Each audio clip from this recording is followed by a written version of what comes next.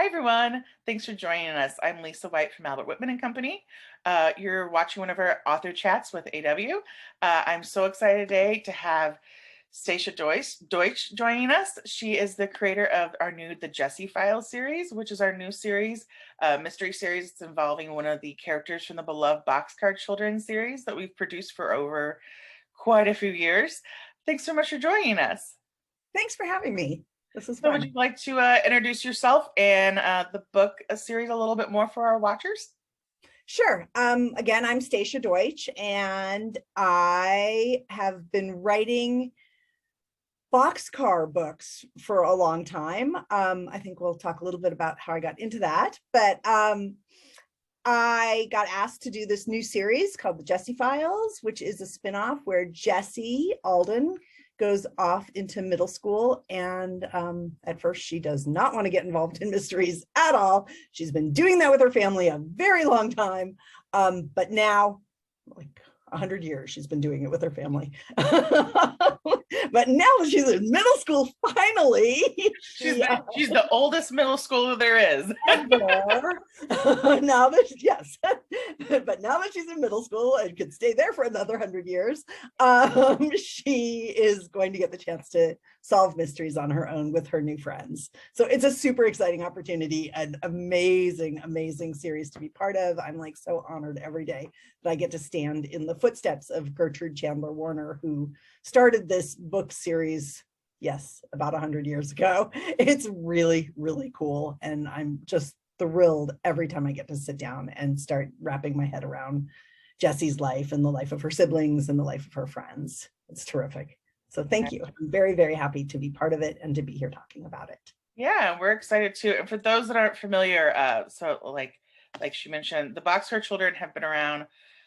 Not sure, but we're getting close to 100 years. I know whenever I go to different librarian shows and things like that, I talk to teachers and librarians who they grew up reading Boxcar. They're reading it to their grandkids now, things like that. That was my first book as a kid. First chapter book was a Boxcar Children book as well. So it's got a long history of getting kids involved in reading. For those not familiar, it is about four siblings that are orphans, and the adventures they go on. They sometimes, like you said, seem to find mysteries, find them. So they're always solving mysteries, and it's just a wonderful series that has been beloved for so long. And for those that don't know, the author was Gertrude Chandler Warner. She did, pass away back in, I believe, the 70s. But we have had a long history of writers continuing her legacy and keeping all the adventures of the Aldens going alive. So it's been wonderful to work with so many different amazing authors, and now to work actually with one of the amazing authors doing the Boxcar books, but actually you're coming out behind the curtain to do the Jessie Files and actually have your name attached, which is very exciting to start this new chapter and new adventure for Jessie with us. Thanks. I think that's a weird thing that sometimes kids and adults don't know. Yeah. Is that often, I mean, Gertrude Chandler Warner passed away, but I wrote maybe 8 books under her name, and along with a bunch of other people who wrote books under her name. So it is really an amazing opportunity, especially because I get my name on the book.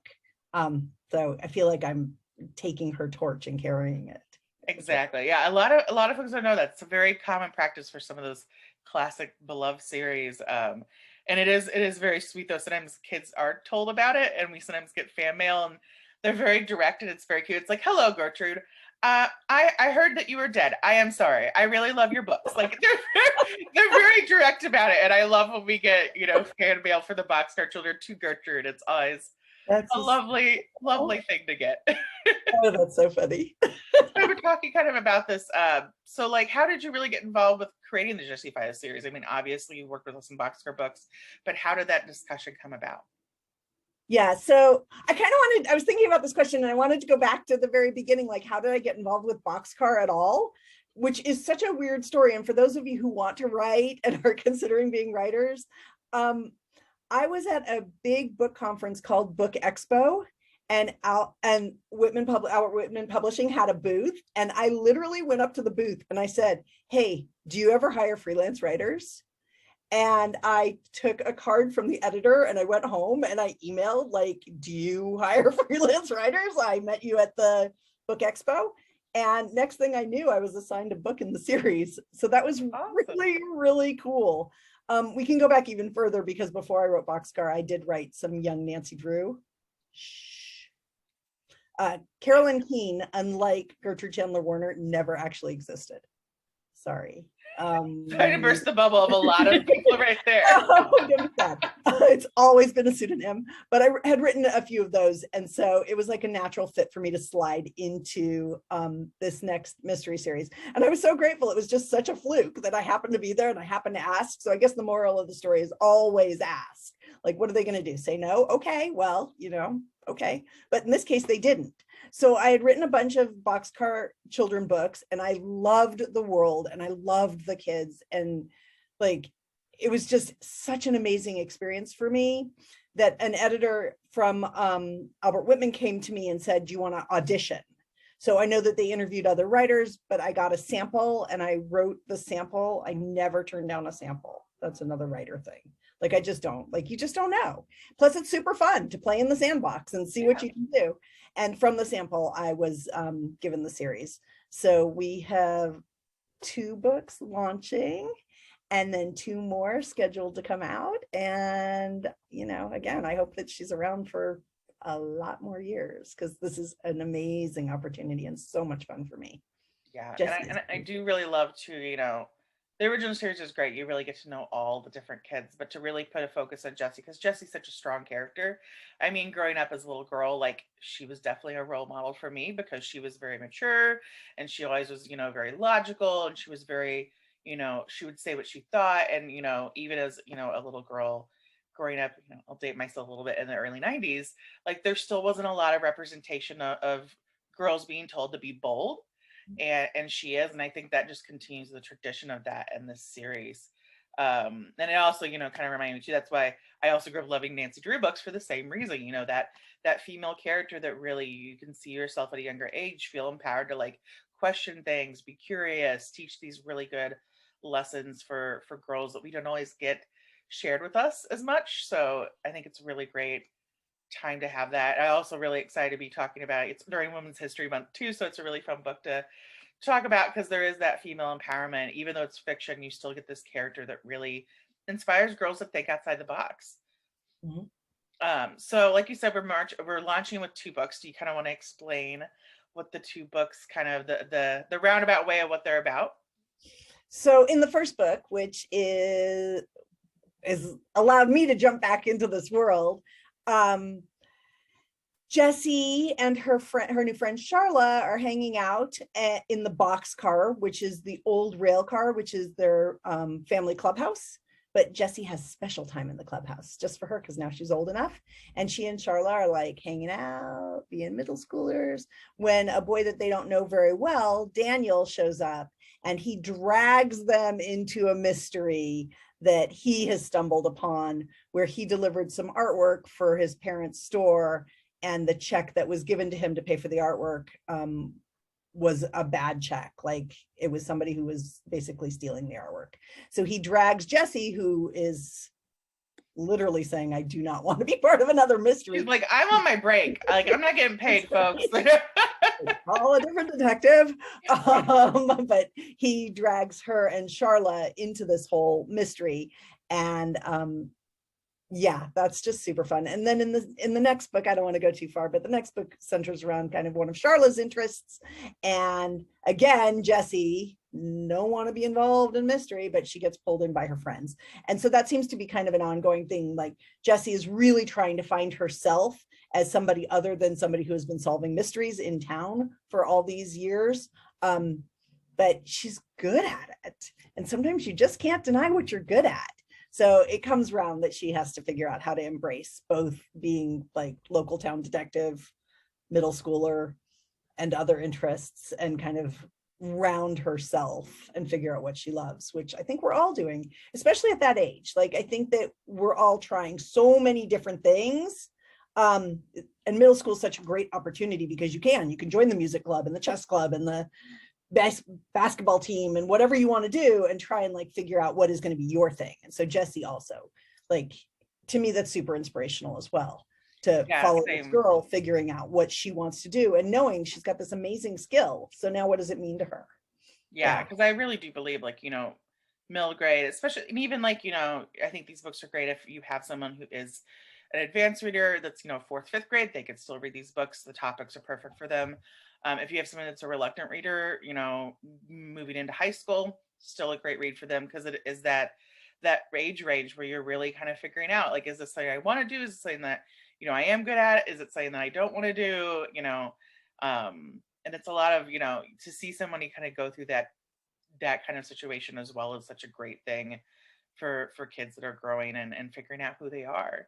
Yeah. um I also feel like, and I hope, and I'm sure the kids will all let me know, that the book was written in a broad enough level that you can go along for the ride and have Jesse solve the mystery and tell you what happened. And then you should be like, aha, oh. But the other thing is, I'm hoping that there are enough clues planted that an older reader or a reader that loves puzzles is going to be like, I got it. And I hope that they're right. I mean, you try and throw some stumbling blocks in there along the way to kind of trick you off your course to think, am I right? Am I not right? What's going on here? But there's nothing like that feeling where you're like, I got it. And then the whole mystery reveals and you were right. I love that. I also like to be surprised. I think Get, that's oh, shoot, also I a was great wrong. But I'm hoping that the book works on multiple levels for multiple readers as well.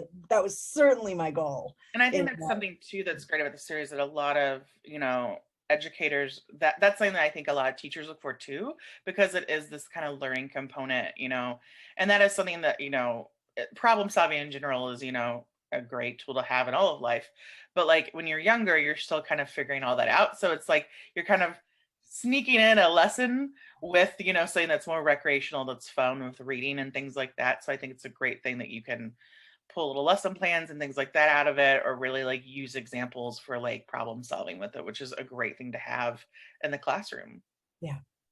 Yeah. So like you mentioned, the first book, the friendship feature, for those that, if you want to check it out, it's in our booth as well. That will publish next month in April 2022. And then Talk of the Town is the second book, and that also publishes next month. So yeah, so, you've written many books for classic series like the Boxcar Children, Nancy Drew, things like that. How is it different writing for a series versus a standalone book? Was there any pros or cons? Especially, I know with the series, you're kind of locked in a little bit more. There's probably a little more freedom as you're creating a new kind of world. So I was wondering if there are any big pros or cons that you noticed doing this new one. Yeah, I've actually been thinking about this a lot lately. I prefer to be locked into the world. And I think that being locked in breeds creativity.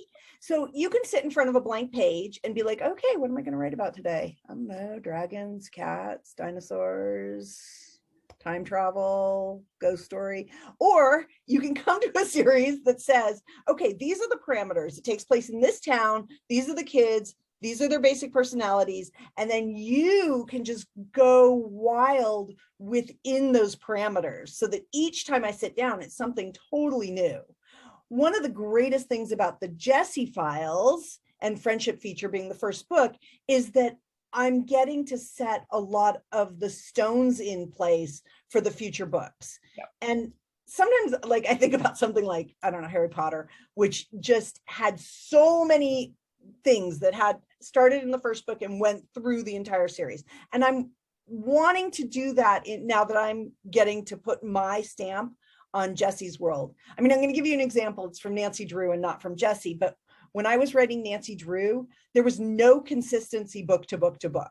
So if I was writing and another writer and another writer and another writer, we could literally pretty much do whatever we wanted within Nancy Drew's universe. Yeah. So in one of the books I wrote, like, my husband is her next door neighbor because I could. Yeah.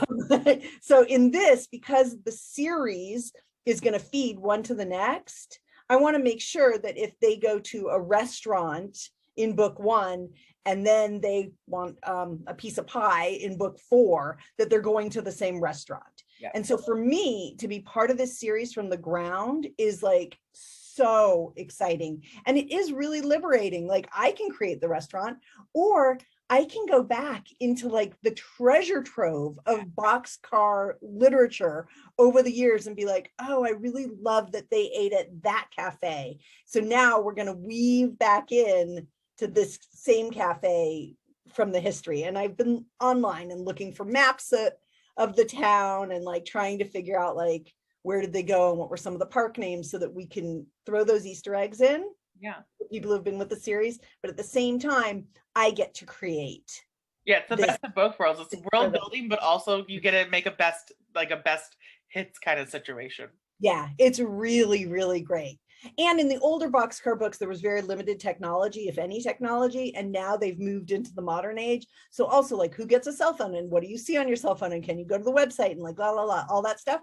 I'm getting to play with in that sandbox too. So I don't know. I mean, it's like being given a coloring page from a coloring book and you get to choose what colors go in each space. And if you want to mix your colors or if you want to just fill it with dots or squiggles or whatever you want, you just have the page from the coloring book and now you can go nuts with it. And I'm just, so for me, writing this series is just an unbelievable kind of freedom for me. And sometimes I kind of panic when somebody will say to me, oh, I just want you to write a dog story about spring or whatever. And then you're like, oh, but there's so many possibilities. Yeah, it's like the overwhelmingness of it. Yeah, so this gives me a really great framework. And I mean, I can't talk enough about the fact that I'm a history buff. And so to be standing like on this historical series is just, I feel like I've been waiting for this. Like, Well, I I love it too. love history. You mentioned, they didn't have technology like that, and that like the nice thing about working and part of what I love that we publish the series that has been publishing for so long is with the we're able to update it for modern times. Not only like modern technology, but like we're doing a mini series for Boxcar about endangered animals. So it's dealing with like climate change and topical things that like they didn't have back then. Or, unfortunately when the book started, there wasn't, a lot of characters written that were of other ethnicities than white people and in a lot of published literature.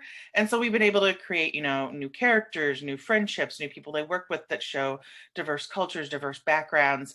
So yeah, like you said, you have this wonderful legacy to just build on, but you can bring all these, new and modern things and thoughtful things that we think of now that wouldn't happen, 100 years ago. And I threw a little environmental edge into it too. So watch for that. We love that. Yeah, and that's the nice thing. Like you said, you can throw all these things in that, if Jessie was alive today, I joke she'd be the oldest middle schooler ever, but if she was, she'd be dealing with these things in the classroom. She'd be dealing with these things in her life anyways. Yeah, it's amazing. Yeah. Yeah, now while writing this, Jessie Files series, was there something unique or memorable that you learned from just this specific book? Anything really surprising that came up? Surprising about me, surprising about the character, surprising. Both, all. That's such an intro. I feel like it's always a surprise, right? And especially when you hit the end of a book, you think, how did I do that? I know. Talking to a lot of writers, in our author chats, it's always like you might start out with one idea of how you're like, your character, what they're gonna do, and then you get to the end of the book and you're like, huh, my character surprised me. I didn't think this was gonna be like this at all. Like, the ending might change, even if the ending stays the same, the journey ends up being a surprise. And even though it's not a real person, it ends up kind of being like a real person that you're watching develop, and it surprises you. Just the fact that I finish always surprises me. But I feel that the person that's many half-written stories. Oh my gosh, I wrote the whole thing. That's like insane. How did that happen? No, yes and no. Yeah, I don't even know where to answer this question because it's all very surprising. I've been working really hand in hand with the editor. And that's been really helpful. A lot of times, like in a project, you're like, especially if you haven't pre-sold a project or you don't like have direction, you're just working on your own. You literally have no direction at all. And you go to a writing group or to friends and ask their opinions. But in this case, like I have an editor at Whitman who's been incredibly helpful. both with outlining the book and like shaping it, and then as we go along to say like, oh, do you want to think about this or not this, but giving me a lot of freedom, but at the same time kind of helping me. Like he's my critique group, and he's so talented, and he can see things that I just don't see. And so to have that relationship also has been a very amazing and wonderful surprise. Yeah. Great. And it's also really nice too. You know, some people may not know, but like, you know, the editor, some of the editors here have worked on boxcar books, like, so they're very familiar with the series. Some of them have even, we've had editors who've written them as well and ghostwritten them. So like you're not walking in a situation where, you know, the editor's not as familiar, may have just only read the book. If you're working on a series, like they're pretty involved in it. So, you know, it's kind of that team kind of effort feeling. I like it when he slows me down and he'll be like, okay, this is good, but what is Jesse thinking? I'll be like, oh, yeah, like let's go there. And so that's really fun for me, like to keep continually to be pushed back. And I think that people can get it in a writing group or with a writing partnership or just with a good friend. But for me to have somebody who also, right, has been exposed to hundreds of these mysteries, and has stood into this historic space has been very, very, very helpful. Definitely. Now, what inspired you while writing these books, since you were building this new world with Jesse? Oh, inspiration can come from anywhere, right? Yeah. Like literally anywhere. You're going for a walk and you see a pebble on the sidewalk and you think, oh, let's have Jesse find a pebble. It could be just like anything that happens. So I think that one of those things, as a writer, is that you pay more attention to the small things in your universe. Um, I'm also really sorry to any of my friends or family or strangers on the street where I have an interaction and then that later ends up in the book because it was cool or funny or awkward or whatever, because that happens too. Um, but specifically, like, I mean, with this story, like Daniel's parents own an art store, right? So we can all think back to an art store that we really loved, right? So at first, was it a gallery? Did they sell art supplies? And then it kind of evolved where they had like this back room and where Daniel could do work. And then Daniel is an artist, and like it just kind of like snowballed. But it's all about just like recalling where you've been and something that you like I can absolutely picture the gallery because I've been there. Now the funny thing in a book is that when somebody else reads it, they're picturing a totally different gallery. Like not even the same space or the same kind of artwork or whatever, the same colors, like, and that's fine, that's exactly what's supposed to happen. But I just pull from everything. Yeah, it's like, and sometimes I get nervous, like you don't, like I don't want to overlap with something that I shouldn't overlap with, but you just don't know where, as long as you're out in the world, anything can be yours as a writer. Yeah, and I think you make a really great point of like, you know, the reader is going to put themselves in that place, because I don't think people really think about that, but we really all do that when we read books. And like I think back when I was reading Boxcar Children, I made another character and it was me. I was with them. I was doing it. I was in that book. Because when you're that age, you want to really see yourself because you don't really know yourself yet because you're still really young. I think that's one of the magical and kind of wonderful things about working in kids' books is there's a lot more freedom because kids haven't developed that sense of self yet. So you can get really imaginative. You can really think about like, you know, how is a kid going to see this in their life? What will they envision it? Because they're, you know, it's a little bit different than when they're, you know, an adult and they already know ideally like what they're thinking of. Yeah, for Yeah. sure. Now, do you have a favorite boxcar family member, since you're well familiar with all of them? I might say we might be biased of Jesse for both of us, but if not Jesse, but if so, why is that boxcar family member your favorite? I will also say Watch is my second, like even though he's a dog for everyone that doesn't know, but I do love their dog. But Jesse's my favorite as well. So I was wondering what yours is and why. So you know that you can read the Jesse files without ever having read the boxcar Right. book. That's the nice thing too, and one thing I do like to tell readers, you know, a lot of people are really excited about this because it is an extension of Boxcar. But like, if you're not familiar with Boxcar brand, but you're, you know, and it's a little maybe younger for you because it is, you know, a little younger chapter book, and you want something a little older, this is great. You don't have to have, you know, the full background of it, which is a really lovely thing. Okay, but with that said, because I will talk about like Boxcar in general. Benny, her little brother, like totally has my heart. And one of Benny's characteristics is that he is always hungry. And I totally resonate to that. I'm starving all the time. In fact, I'm like, oh, is it time now? Like, I don't know.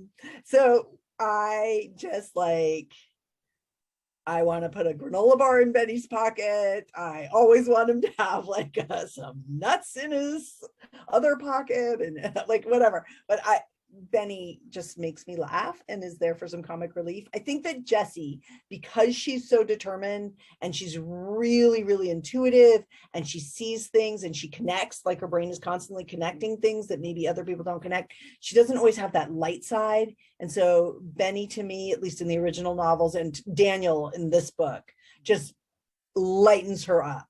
Like something has to like the foil. Yeah. I once parked in a parking space that said, spray painted on the space, get out of your own way.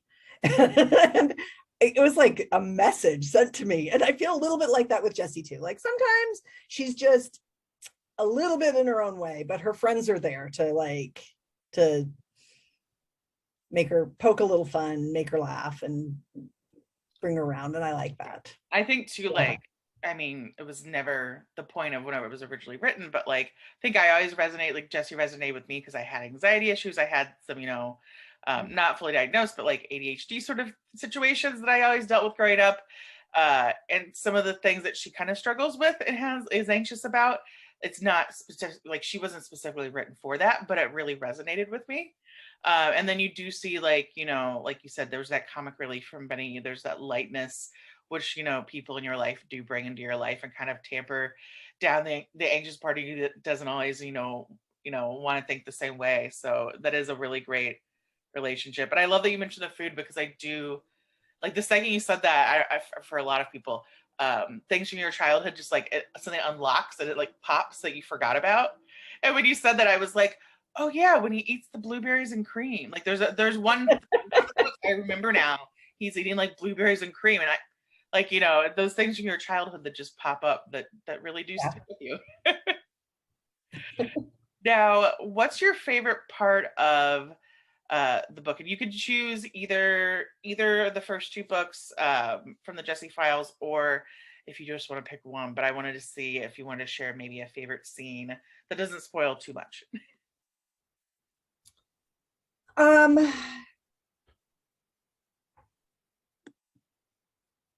I got to pick one that doesn't spoil too much. So they are, or if it's not a scene, it could be like an element or something, or like a reoccurring thing. Because I know it's kind of hard with mysteries. You don't want to say I know, and everything has like a little bit of a clue to it, right?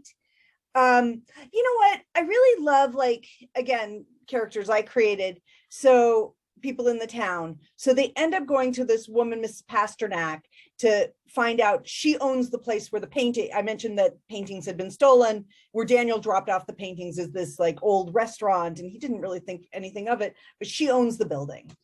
And I painted this place where she's the same age as Jessie's grandfather, and in fact went to school with him. And yeah, there's some clues around that, but the idea that people have been living in this town for a long time. And then there's like a little funny scene where like her dog gets out of control and Daniel's trying to get around the dog and whatever, the dog's fine, but don't worry, nobody gets hurt. But everyone loves dog drama in a book. It's always pretty easy to pass too. But I really loved writing the idea that grandfather has had such this long relationship with the town as a character. Like, it was fun for me to play that out and to have somebody from his past, even though I made her up. She feels real to me. She's real to me. She's now canon. Now that's right, and I can use her again if I want. So even, I mean, that's the nice thing too with the series. It may not, but if like in future Boxcar books she could pop up, like there could be that crossover as we expand this world, which is always really nice to have. That's right. And so I love that. That was really cool. Like that was a really great moment for me to be able to create that kind of connection to the past. Yeah, definitely. And that's and to expand too on like grandpa's history and things like that, or like you said, the town history, because it does go into that in the boxcar, but it's so much more focused Right. on the kids and what they're doing. So it's always nice when you can bring those elements out and really create these new canon or new Easter egg kind of things for people to really pick up on. Yeah. Yeah. Now, like we mentioned, we have some more Jesse files coming out later this year. Could you give us any hints on what we can expect to happen to Jesse in future books? She's going to solve some mysteries. But okay, we're done. No, we've been talking about, from even just where the series began, to have the mysteries become a little bit more mature and a little, I mean, we're not talking like super scary or anything like that, but a little bit more edgy. And so that's fun for me too, like to kind of get into, dig a little deeper, a little bit more danger. So, you know, where the series starts, these characters have to grow. You can't stay on day one of middle school forever. And the more they get dragged into mysteries, the more strange or interesting or exciting things can become. And we're going to add a little bit more danger, you know, age appropriate danger. That's right. Yeah. Like, especially too, you know, I think back, you know, I was too much of a scaredy cat, so I didn't like scary stories, but I remember reading like Goosebumps and loving those and things like that, because it was just enough scary, but it was like age appropriate. It was just enough that like it tiptoed into that, which I think that's the same thing with this, you know. Boxcar's not super scary. It's more, you know, but you can get a little more thrilling, a little more on the edge of your seat as Jesse kind of grows up, because yeah. And Jesse's going to have more independence, you know, each time. She doesn't have her older brother, Henry, like being the one to make sure everybody's safe. Now she's in middle school. I mean, it's a small town. You can do a lot more on your own with a bike. But yeah, so there's kind of an arc for the series, right? As we move into it, you'll start to see Jessie kind of find herself, find her thing, gain some more independence, like gain some more trust from her family so that she can expand those boundaries of where she is. So yeah, that's what you can expect. Is yeah, and I think, you know, like I said, that's why I'm so excited for us to have a middle grade book, because it's lovely to have the original chapter books, but middle grade's such an important time for all kids, like developmentally. There's so much that you grow just in that short time period and start to experience. And so to be able to really bring up Jessie, and, you know, because, you know, her older brother's already older. So like, you don't really see that evolution as much, since he's already that age when the book starts. So it's nice, since she's in that sweet spot, to kind of get to see her come into her own and go through those lessons and transitions that everyone experiences at that age. right, that's for sure. Yeah. So what do you hope that, you know, kind of on the same idea of that, what do you hope that readers ultimately can take away from the Jesse Files series? Well, first of all, I want them to have a fun read, right? I want them to resonate to the characters. I want them to find themselves in the school and in the characters and in the books. You know, it's my hope that you see a little bit of yourself in somebody, like you talked about, finding yourself in Jessie. I hope that they follow the mystery along so that they can solve it on their own or enjoy the ride if they don't want to overthink too much. You know, and I just really hope that these books go on for a long time. I think it was time for Jessie to have her own series. She's young and smart and clever and interesting, and she sees things from a perspective that's uniquely Jessie's, and I adore her friends. Charla's like super into tech, and kind of takes on that role, and she can point us more towards STEM. And Daniel is into theater and being dramatic and being a little silly, and he takes on some video stuff later in the books. And like, I just hope that kids can resonate toward, find a character that they love or find bits of themselves in each of the characters, and take this mystery for a ride, because it should be really, really fun for everyone. It was fun for me. Yeah, and also like, you mentioned Charlotte and Daniel. That's the great thing too, is like I said, I love these books because I see myself as a child so much in Jesse. But if that's not who you really saw yourself in, like Charlotte and Daniel are wonderful characters that other kids are going to really resonate with them, and their experiences, really come through lovely as well. So if you can see yourselves in all these parts and really pick and choose, which is always fun to be able to do when you find a new character that helps you experience life that you're going through, especially at such a fundamental age. Right. Yeah, for sure. Yeah. Well, Absolutely. once again, the Jesse Files is our new series from Albert Whitman and Company. It's the very first middle grade series that we've ever done with the Box for Children universe. So we're so excited to be launching it this year. The Friendship feature is the very first book that will come out in April 2022, and Talk of the Town will also come out in April 2022. So after devour that first book, your kid doesn't need to write for the next one. They can get them both at the same time, which is really exciting. And those are both also available for pre-order now. So once again, thank you so much for joining me today. And then also, if you'd love to watch other author chats with us at AW, just check out our YouTube page for more. Thanks so much again. Thank you for having me. This was really fun.